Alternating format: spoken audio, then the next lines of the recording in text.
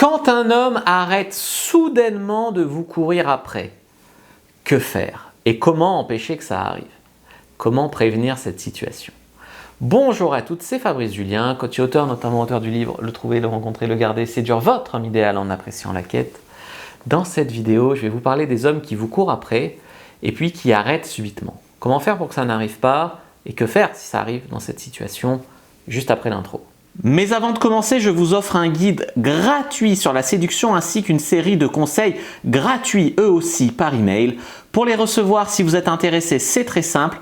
Cliquez sur le premier lien dans la description de la vidéo. Si vous êtes motivé, vous le trouverez. Abonnez-vous et activez la cloche parce que si vous ne le faites pas, YouTube ne vous préviendra pas à la sortie des prochaines vidéos et vous allez rater des pépites. Mettez un like pour me faire savoir que vous pensez que cette vidéo est utile et pour que j'en fasse d'autres comme ça ou sur ce thème-là. Si vous pensez que ce contenu est utile, partagez-le en public ou en privé, je comprendrai. Vous pouvez aussi me laisser un commentaire, je les lis tous et j'y répondrai avec grand plaisir. Si vous avez pas mal regardé mes vidéos ces derniers temps, vous savez que si un homme vous court après, vous veut, il y a deux choses qu'il veut. Il veut vous, donc il veut votre corps, votre chatte, votre bouche, il veut vous, votre sexe, mais aussi votre personnalité, il veut vous. En fait, il vous veut sexuellement, mais il veut aussi que vous le trouviez spécial. Ça, c'est une clé qu'il faut comprendre. Donc, en fait, il vous veut, mais en même temps, il veut vous montrer sa valeur. Vous comprenez? C'est quelque chose d'important à comprendre. Et un mec qui veut vraiment une femme, un mec qui veut juste baiser une femme parce qu'elle est mignonne, elle lui plaît, mais il ne se voit pas avec, il peut investir le minimum pour y arriver. Mais si un mec commence à investir plus que le minimum, par exemple, si son minimum c'est juste offrir un verre et inviter chez soi, c'est son minimum. Si un mec fait plus, il fait un resto, il fait 3-4 rendez-vous, il fait 3 rendez-vous. S'il fait plus que le minimum pour l'avoir, on peut penser que c'est qu'il y tient, quoi. Voilà. Sachez une chose, c'est que tous les hommes voudraient être inconditionnellement aimés par une femme superbe. Ça, c'est un constat de base, d'accord? Alors, ça nous amène à une question. Est-ce que ce mec, il faut lui donner ce qu'il veut? Ou si vous lui donnez ce qu'il veut, il va arrêter de chasser, de vous courir après? Question supplémentaire, du coup, si vous ne lui donnez pas ce qu'il veut, est-ce qu'il va toujours continuer à vous courir après? Est-ce qu'un homme peut continuer à vous courir après si vous ne lui donnez jamais des miettes, autrement dit? Je pense que ça dépend. Comme stratégie, il faut s'adapter. Ça dépend le but de la situation. Ce que j'explique souvent aux femmes et que certaines ont du mal à comprendre, eh bien, c'est que tous les hommes, toutes les relations, toutes les histoires ne sont pas les mêmes. Si tu veux te taper un beau gosse, mais sans plus, il n'y a pas d'intérêt à faire 3-4 rendez-vous, se charmer, se respecter entre guillemets, faire connaissance, blablabla. Si tu as envie de baiser, il a envie de baiser, vous baisez. Point, ça s'arrête là, personne ne se sent utilisé pour plus que ce qu'on a.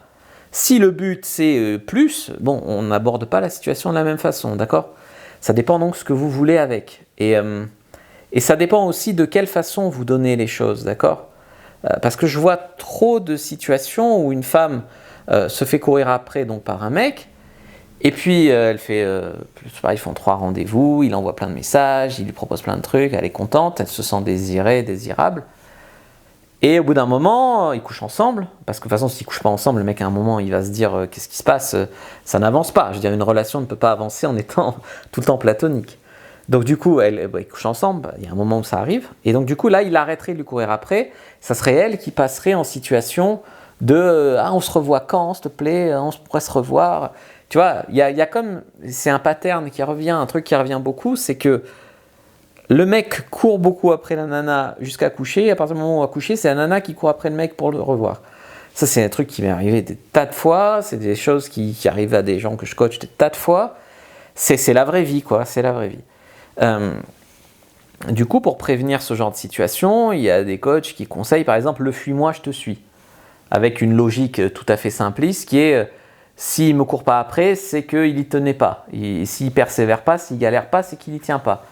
Non, le fuis-moi, je te suis, suis-moi, je te fuis ne fonctionne, mais ne fonctionne que si le mec est déjà attiré avant. Si le mec est déjà intéressé, est déjà accroché. Si le mec n'est pas accroché, tu le fuis. Si le mec est accroché, tu le fuis, il te suit, effectivement. Mais tu peux pas mettre la charrue avant les bœufs. Il y a des femmes, elles sont sur Tinder, elles sont à 10 messages d'échange, elles n'ont jamais vu le mec. Est-ce que tu veux un couple avec moi ? Sinon, je te rencontre pas. Mais attendez, on se connaît pas. Donc, c'est pas normal non plus. Voilà ce que je veux dire. Mais souvent, ce qui se passe, c'est que un moment, ils couchent ensemble ou couchent pas ensemble, où le mec se lasse et il en a marre de courir dans le vide, et du coup, la nana ne donnant pas de gage qu'elle est intéressée, parce qu'à force d'en vouloir que le mec est intéressé et sérieux, la fille, elle oublie qu'elle aussi, elle est censée quand même donner pour que le mec persévère. Elle est censée donner des gages, un petit peu, donner des encouragements. Donc, des fois, ce qui se passe, c'est que le mec donc laisse un vide, laisse un espace entre l'homme et la femme, et du coup, la femme se dit, mais attends, mais il me court plus après, il me chasse plus, donc il faut que je comble l'espace. Parce qu'à la fois, elle est dans la position où elle veut que le mec lui court après, mais à la fois, si le mec ne lui court pas après, elle est en position de faiblesse où il me faut son attention à tout prix. Et là, c'est piégeux, parce qu'en fait, tu sautes sans filet, tu vois. Et là, tu te retrouves de passer de « cours-moi après, je fais ma princesse » à « putain, si tu me cours pas après, je me mets à genoux pour que tu reviennes ». Et on peut pas passer d'extrêmes comme ça à d'autres. Et ça arrive quand on joue des stratégies à la con. Voilà, c'est la vérité. Donc, est-ce que vous avez déjà vu un chat jouer avec une ficelle ? Ben oui, il y a un chat à côté de moi qui dort tranquille. Bon, tu joues avec la ficelle, je ne vais pas l'emmerder, il dort. Mais sinon, je l'aurais fait. Tu joues avec la ficelle. Bon, le chat, si la ficelle, elle passe devant lui, il commence à passer en mode chasse, et il va se jeter dessus et essayer de l'attraper. Tant qu'elle est à portée. Si maintenant, je mets la ficelle très haut ou très rapide, là, qu'il ne peut même pas la voir, il va pas la chasser, hein. Il va me dire, tu crois que je vais jouer à ça ? Il va se lécher la patte. Voilà. Donc, ce que je veux te dire ici, c'est que si la ficelle, elle bouge pas, elle est offerte, elle est donnée, effectivement, il va jouer 2 secondes avec et il va se barrer.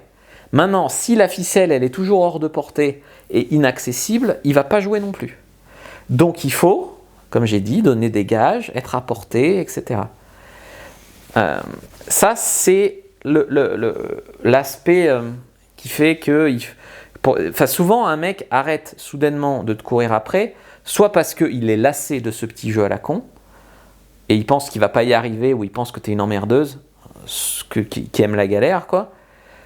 Soit il ne voit pas d'intérêt à être avec toi en dehors de tirer un coup, en dehors du sexe. Et ça, malheureusement, beaucoup de femmes ne le voient pas. Ça, c'est une réalité qui crève les yeux.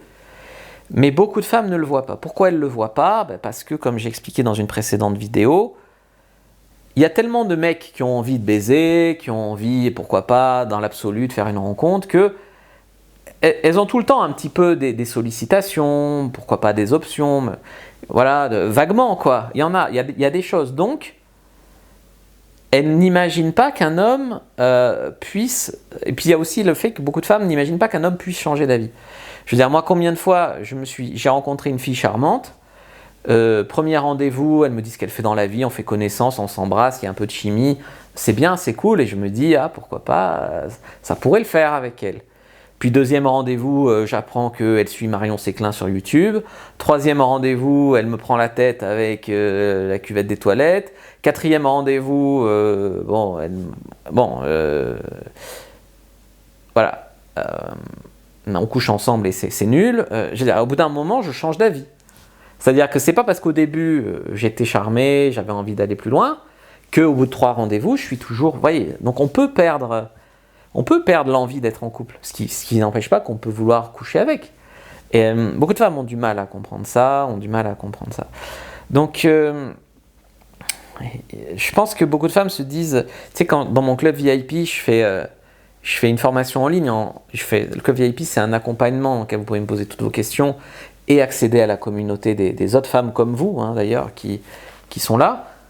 Et de la formation en ligne que je mets à votre disposition, qui est une bonne, grosse formation en ligne, mais qui est très orientée aussi dev perso. Il y a des techniques de fleurs, de drague, bien sûr, mais il y a aussi beaucoup de travail sur soi, de dev perso, etc. Et beaucoup de femmes, le discours, c'est « je ne suis pas concernée », puisqu'il y a des hommes intéressés des fois. Ouais, mais ne soyez pas aveugle sur vos propres erreurs dans vos relations, comme j'ai déjà expliqué. Une femme qui dit pourquoi je trouve pas d'homme qui veut s'engager, mais s'aperçoit même pas qu'elles-mêmes ne sont pas prêtes à s'engager, ou qu'elles sont hantées par des histoires d'ex ou un problème d'estime d'elles-mêmes.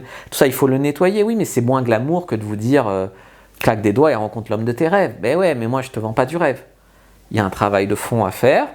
Ça peut prendre 1 mois, comme ça peut en prendre 6, mais si tu le fais pas, de toute manière, comme il a dit Einstein, c'est une folie d'attendre autre chose si tu répètes toujours la même chose. Donc ne soyez pas aveugle sur ce qui vous arrange pas. Dans la vie, il y a ce qu'on a envie et ce qu'on a besoin. Donc il faut bien rester au clair là-dessus. Après, je suis d'accord, je juge personne parce que ça peut arriver à tout le monde de faire fausse route. Surtout si on n'a jamais été formé en séduction ou si on a pris un e-book chez un concurrent qui a dit vous êtes toutes formidables, c'est la faute des mecs. Bon, il y a des mecs, c'est leur faute, il y a des mecs, c'est pas leur faute, il y a des femmes, c'est leur faute, il y a des femmes, c'est pas leur faute. Mais que ce soit leur faute ou pas, ça n'empêche pas qu'il y a des choses pour travailler sur soi, pour mettre toutes les chances de son côté, pour éviter que les erreurs se répètent tout le temps. Si vous saviez à quel point je peux vous aider dans le club VIP, je comprends même pas qu'il n'y ait pas 10 fois plus de membres.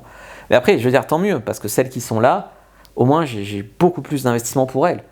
Mais à la limite, je comprends pas pourquoi il n'y a pas plus de membres. Mais en même temps, c'est une bonne affaire de s'inscrire, parce que tant qu'il n'y a pas 2000 membres, ou 200, et ben au moins je suis 100%, enfin je serai toujours focus, mais là je suis vraiment sur les membres qu'il y a, quoi. Donc franchement, penchez-vous dessus avant qu'il y ait trop de monde. Je vous dis à bientôt et que le dieu de la séduction soit avec vous, les amis.